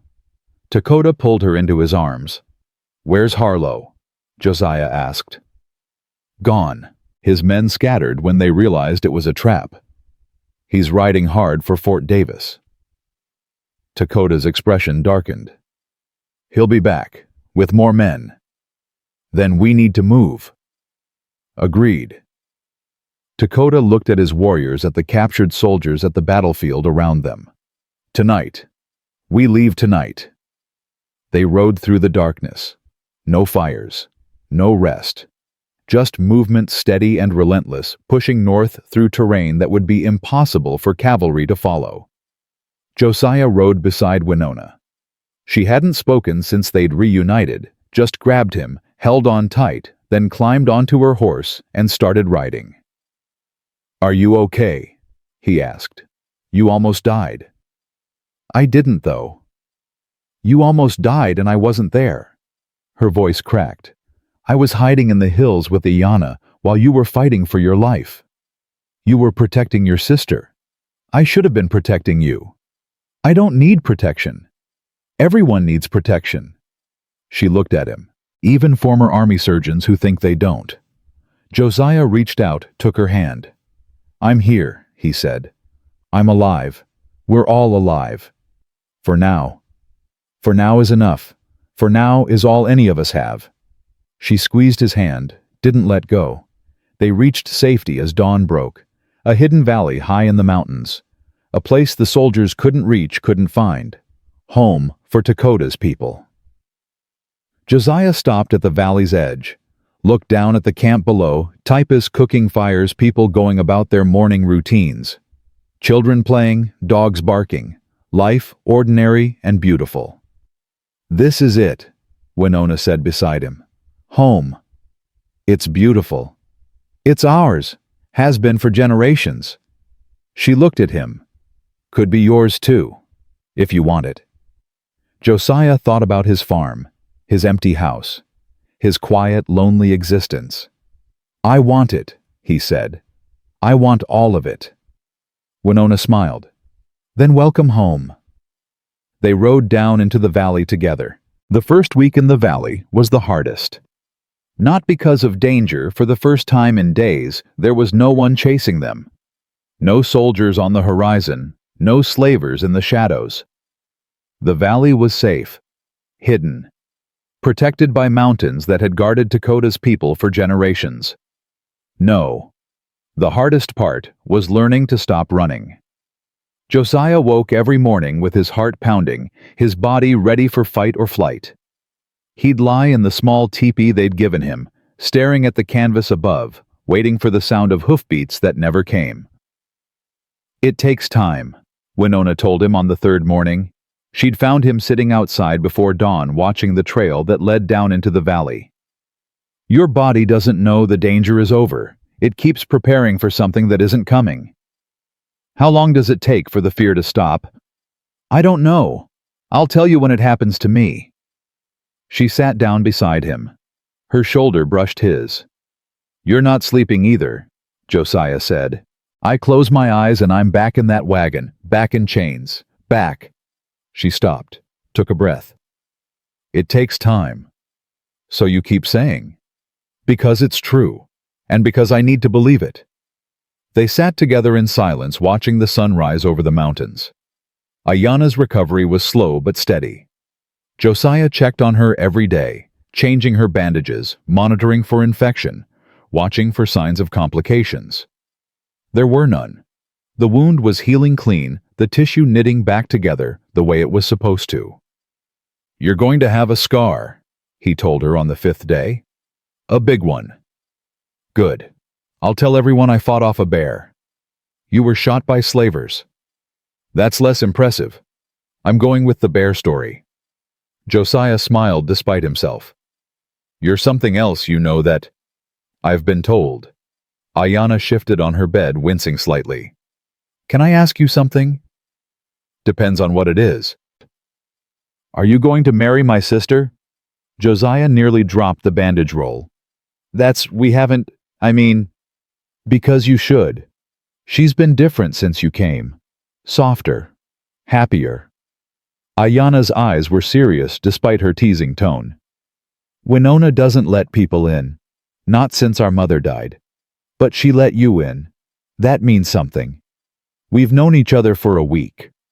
So my parents knew each other for 2 days before my father asked my grandfather for permission to court her." Ayanna smiled. "Some things don't need time. Some things just are." Josiah didn't have an answer for that. The days began to blur together. Josiah fell into a rhythm. Mornings checking on Ayanna, Afternoons helping with camp tasks, hunting repairs, whatever needed doing. Evenings with Winona, talking by the fire, learning about her world, sharing pieces of his.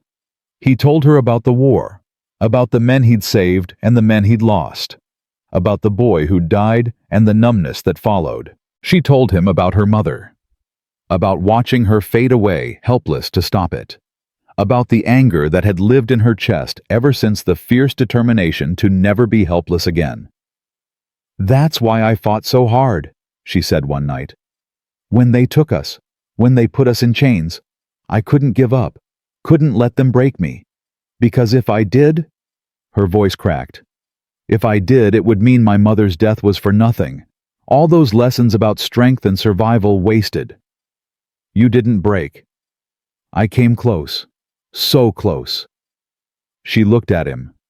"Then you found us, and suddenly there was hope again. I didn't do anything special. You did everything special." She reached out, touched his face. "You chose to help strangers. You risked your life for people you didn't know. You gave up everything, your home, your safety, your future, for 3 girls bleeding in your shed. Anyone would have—" "No, they wouldn't have." Her voice was fierce. "Most people would have looked away. Most people would have pretended they didn't see. You didn't. That's not nothing, Josiah. That's everything." He kissed her then. It felt right. It felt like the only thing that made sense. When they separated, her eyes were wet. "Stay," she whispered. "Not because you have nowhere else to go. Not because Harlow is hunting you. Stay because you want to. Stay because I love you." The words came out before he could stop them, before he could think about whether they were too soon, too much, too everything. Winona's breath caught. "You love me." "I think I've loved you since you pointed that piece of broken wood at my head." Josiah laughed softly. "I just didn't know what to call it." "I love you too." She said it simply, like stating a fact, like it was the most obvious thing in the world. "I didn't want to, didn't plan to, but I do." "What do we do about it?" "I don't know.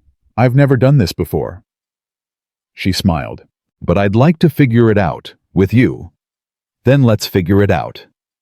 2 weeks passed.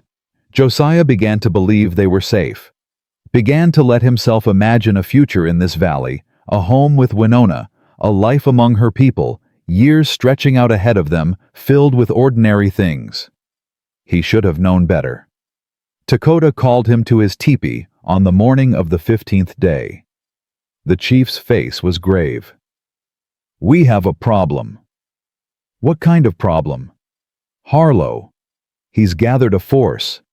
100 men, maybe more. They're camped at the base of the mountains." Lakota's jaw tightened. "My scouts say they're preparing for an assault." Josiah's stomach dropped. "They found us." "Not yet. But they're searching. Systematically. Grid by grid. It's only a matter of time." "How long?" "Days. Maybe less." Lakota looked at him. "I need to make a decision. Fight or run?" "Running won't help. If they're this determined, they'll just keep following." "I know. That's why I'm considering the other option. Fighting 100 soldiers with your warriors. We've faced worse odds. Not with your daughters here. Not with Ayanna still recovering." Lakota's face flickered. Pain. Fear. The things he couldn't let his people see. "What would you suggest?" Josiah was quiet for a long moment. "Me," he finally said. "Harlow wants me. He wants revenge for the humiliation I caused him. If I give myself up, no." The word came from behind him. Winona stood in the teepee entrance. Her face was pale, furious. "Winona." "No. You don't get to sacrifice yourself. You don't get to leave me. If I don't, he'll kill everyone here. Your father, your sisters, everyone. Then we fight. Together. Against 100 men. Against 1,000 if we have to." She grabbed his arm, spun him to face her. I didn't survive everything that happened just to lose you. I won't let that happen. There has to be another way. There isn't. There's always another way. Her eyes were blazing. You said that. When we were trapped in the valley. When everything looked hopeless. You said there's always another way, and you found one. That was different. How was it different? Josiah opened his mouth, closed it. She was right. It wasn't different. He'd found a solution then because he'd refused to accept defeat. Because giving up wasn't an option. Why was it an option now? Give me time, he said. Let me think. Dakota nodded. You have until nightfall. After that, I have to make a decision. Josiah spent the next 6 hours thinking. He walked the valley edge, studied the terrain, talked to warriors who knew the mountains who'd spent their whole lives in this place. And slowly a plan began to form. It was crazy, reckless, the kind of plan that only works if everything goes exactly right. But it was a plan. He found Dakota as the sun began to set. I have an idea. Tell me. Harlow's biggest advantage is numbers. 100 men against 50 warriors he wins through sheer force. We can't match him in a straight fight. I'm aware. But what if we don't give him a straight fight? What if we give him something he's not expecting? Like what? A surrender. Dakota's eyes narrowed. We tried that once. It nearly got you killed. This time is different. This time the surrender is real. Explain. I go to Harlow. Alone. I tell him I'm willing to turn myself over in exchange for leaving your people alone. He's wanted me since the war. This gives him what he wants. And then you hit them from behind. Dakota was quiet. While Harlow is focused on me, while his men are relaxed, thinking they've won, your warriors come down from the mountains, not to fight, to surround. Josiah leaned forward. 100 men is intimidating, but 100 men surrounded by 50 warriors with arrows aimed at their backs, that changes the math. You're talking about a standoff. I'm talking about leverage. Harlow wants me. He'll do almost anything to get me, but he doesn't want to die. Neither do his men. Josiah met Dakota's eyes. We give him a choice. Take me and walk away, or fight and lose half his force before he takes a single step. He might choose to fight anyway. He might, but I don't think he will. Harlow's a coward underneath all that bluster. He likes easy victories. The moment this stops being easy, he'll fold. Dakota considered this. It's dangerous. Everything is dangerous. You could die. I could. But if I don't try, everyone here dies anyway, including your daughters. Josiah's voice hardened. I'm not going to let that happen, not while I'm breathing. A long silence. Then Dakota extended his hand. You're either very brave or very stupid. Probably both. Probably. The chief's grip was firm. We do this your way. But if it fails, then we fight. Together. Until there's no one left to fight. Winona found him as he was preparing to leave. I'm coming with you. No. I'm not asking permission. Winona. Don't Winona me. She stepped closer, her eyes blazing. You're about to walk into the middle of an army and offer yourself as bait. I'm not letting you do that alone. If something goes wrong, then I'll be there to make it right. Her jaw was set. I've spent my whole life protecting my sisters. Now I'm going to protect you. I don't need... Yes, you do. Everyone needs someone to watch their back. She reached out, took his hands. Let me watch yours. Josiah looked at this woman, this fierce, stubborn, impossible woman, who'd somehow become everything to him in the space of 2 weeks. If I say no, you'll follow me anyway. Probably. And if I try to stop you, you can try. She smiled slightly. But I'm pretty good with that piece of broken wood. He kissed her, hard, like it might be the last time. Stay behind me. he said when they separated. "Whatever happens, stay behind me. I'll try." They rode down together. The army camp was exactly where Lakota's scouts said it would be, spread across the valley floor, a sea of tents and horses and men. 100 soldiers, maybe more, all waiting for orders. And at the center of it all, Captain James Harlow. He saw them coming. Rode out to meet them with a dozen men at his back. Well, well. His smile was predatory. "The surgeon returns, and he's brought a friend. I'm here to negotiate." "Negotiate?" Harlow laughed. "You're in no position to negotiate. I have an army. You have what, a savage girl and good intentions. I have what you want." "And what's that?" "Me." Josiah kept his voice steady. "You've been hunting me since the mining camp. This is your chance. Take me. Do whatever you want with me. But leave these people alone." Harlow's eyes narrowed. "You're offering yourself just like that. Just like that." "Why?" "Because I'm tired of running. Tired of watching innocent people suffer for my choices." Josiah dismounted slowly, kept his hands visible. "You win, Harlow. I'm done fighting." Harlow studied him, looking for the trap, looking for the lie. "What about the girl? She goes free. That's the deal." "No deal." Harlow shook his head.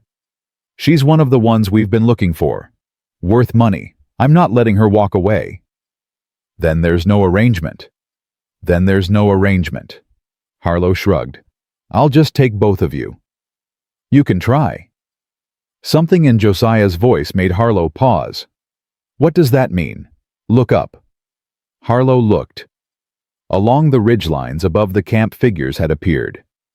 Warriors, dozens of them, spreading out in a perfect arc that surrounded the entire valley floor. Arrows nocked, bows drawn. "You're surrounded," Josiah said calmly. 50 warriors. All of them with a clear line of fire.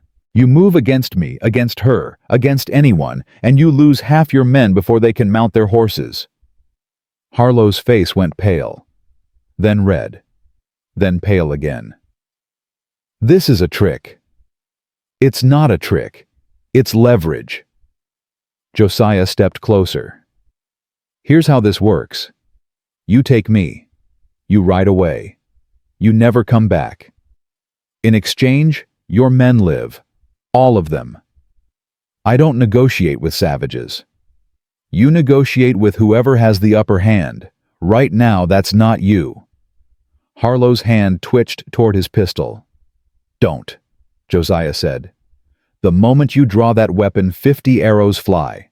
You'll be dead before you hit the ground." "You're bluffing." "Am I?" Josiah looked up at the ridgeline, raised his hand. A single arrow flew. It embedded itself in the ground 6 inches from Harlow's boot. "That was a warning. The next one won't be."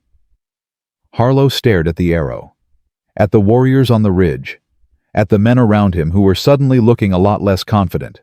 "You can't win this," Josiah said. "You know it. I know it.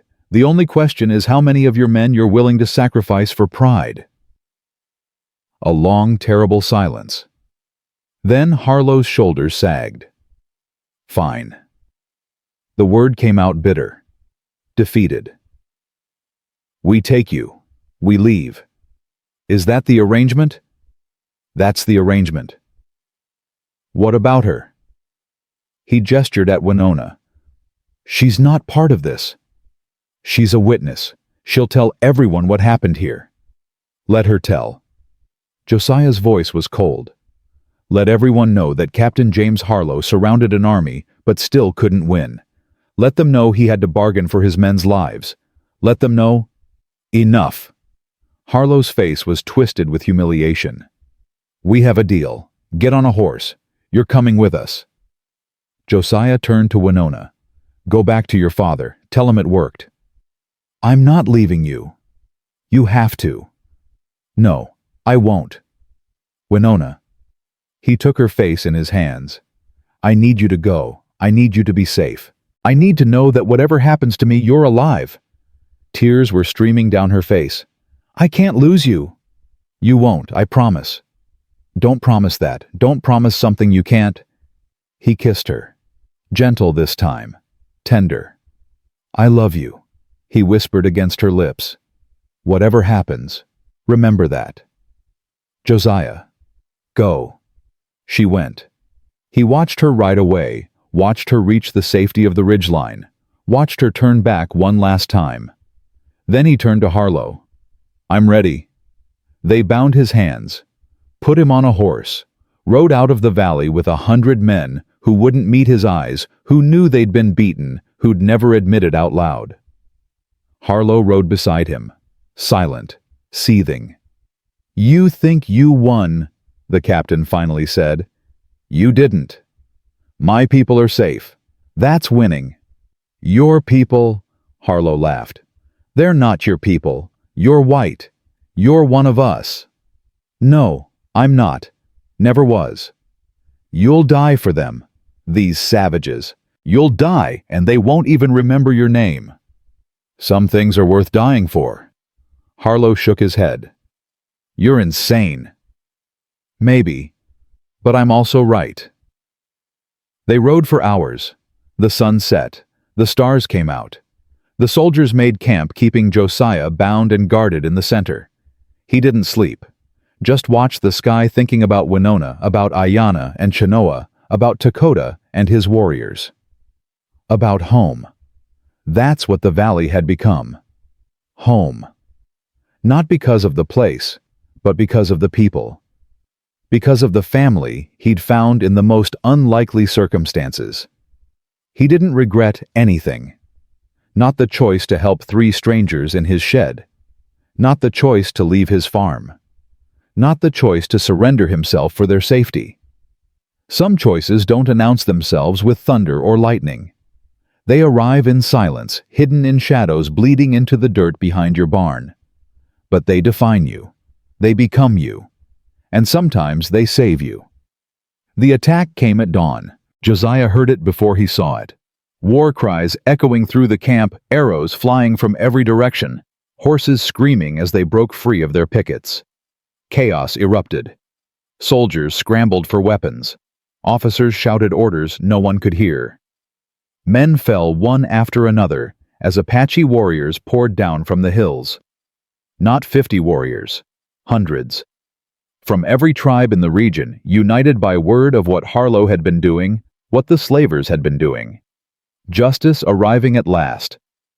Josiah rolled away from the fighting hands, still bound, trying to find cover. A soldier saw him, raised a rifle, and fell an arrow in his chest. Behind him stood Winona. She cut his bonds with a single stroke of her knife. I told you I wasn't leaving. I told you to go back to your father. I don't take orders. She pulled him to his feet. Now move. They ran together through the chaos. Warriors and soldiers clashing everywhere, the sound of gunfire mixing with war cries, the smell of smoke and blood filling the air. They reached the edge of the camp. Horses were waiting Lakota's doing. Get on! Winona shouted. Josiah mounted, reached down, pulled her up behind him. They rode. Behind them the battle raged. Harlow's army was breaking, scattering, fleeing in every direction. The warriors pressed their advantage, cutting off escape routes, capturing prisoners, ending the threat once and for all. But Josiah didn't look back.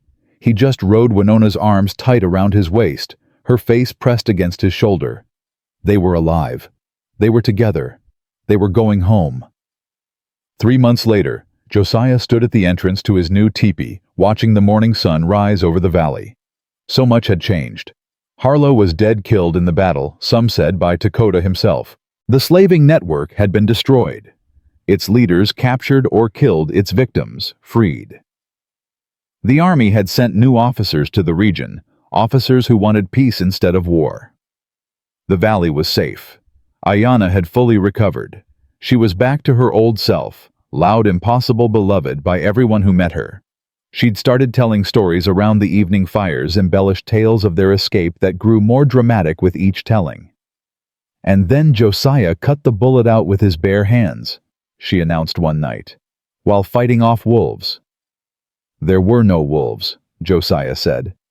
There were definitely wolves, at least 3.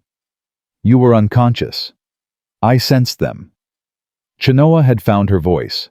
She spoke in councils, now advising her father, helping negotiate with the army officers who came seeking peace. She'd become a bridge between worlds, calm-wise, exactly what her people needed. And Winona had married him. 3 weeks after the battle, in a ceremony that mixed her traditions with his, surrounded by family and warriors, and 3 sisters who wouldn't stop crying. "I never thought I'd do this," she'd whispered to him that night. "Never thought I'd love anyone enough." Neither did I. But here we are. Here we are. Now Josiah watched the valley wake up.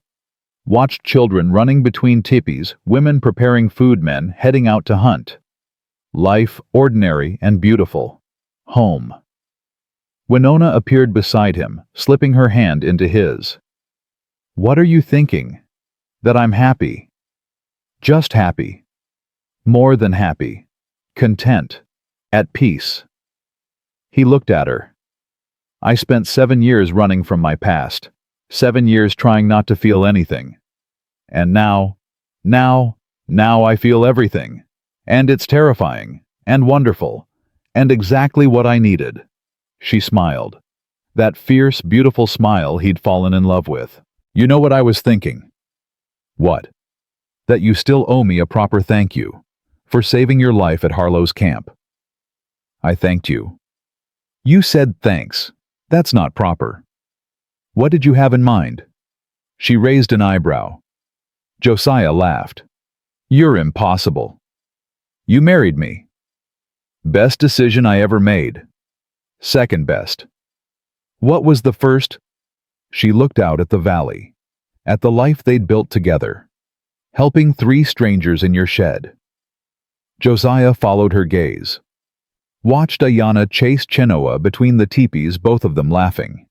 Watched Lakota emerge from his teepee, stretching, looking every bit the proud father-in-chief. Watched warriors returning from patrol, women greeting them with smiles and food, and children hanging from their legs. His family, his people, his home. "Yeah," he said softly. "That was a pretty good choice." Winona leaned against his shoulder. No regrets. He thought about his farm, about the quiet, empty life he'd been living, about the numbness he'd wrapped around himself like armor. No regrets. Not even the part where you almost died multiple times. Not even that.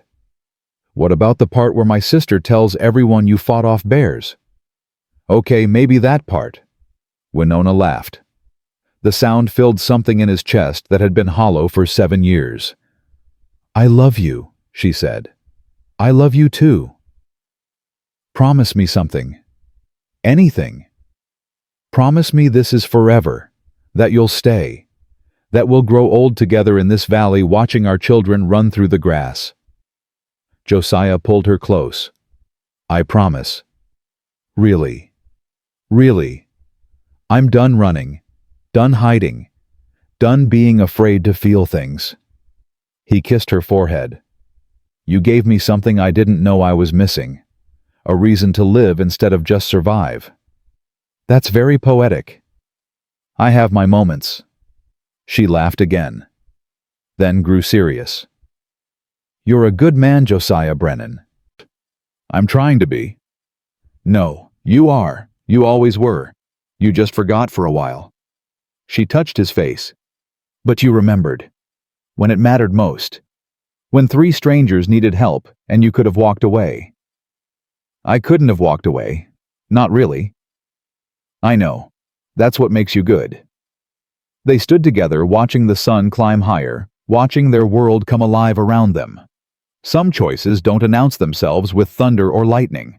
Some choices arrive in silence, hidden in shadows bleeding into the dirt behind your barn. But the right choices, the ones that define you, that change everything, that lead you home, those are always worth making, no matter the cost. Josiah Brennan had made his choice on a quiet morning 7 years after swearing he'd never save another life. He'd chosen to help. He'd chosen to feel. He'd chosen to love. And in the end, that choice had saved him. Not with fanfare or glory or trumpet sounding, just with a woman's hand in his, a family at his back, and a home that would stand as long as the mountains around it. That was enough. That was everything. And Josiah Brennan, the surgeon who'd sworn he'd never touch another wound, finally understood what it meant to heal not just bodies, but souls, starting with his own.